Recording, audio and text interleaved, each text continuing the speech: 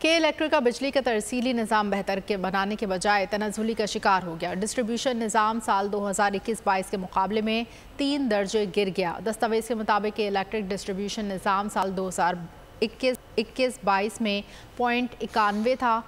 दस्तावेज़ के मुताबिक डिस्ट्रीब्यूशन निज़ाम के साल 2022-23 में पॉइंट कम होकर 88 हो गए हैं।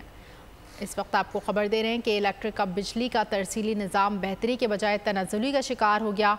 डिस्ट्रीब्यूशन निज़ाम साल 2021-22 के मुकाबले में 3 दर्जे गिर गया। दस्तावेज़ के मुताबिक कि इलेक्ट्रिक डिस्ट्रीब्यूशन निज़ाम साल 2021-22 में 0.91 थे। दस्तावेज़ के मुताबिक डिस्ट्रीब्यूशन निज़ाम के साल 2022-23 में पॉइंट कम होकर 88 हो गए। के इलेक्ट्रिक का बिजली का तरसीली निज़ाम बेहतरी के बजाय तनज़्ज़ुली का शिकार। डिस्ट्रीब्यूशन निज़ाम साल 2021-22 के मुकाबले में 3 दर्जे गिर गया। सब्सक्राइब करें और बेल दबाएं ताकि कोई खबर रह न जाए।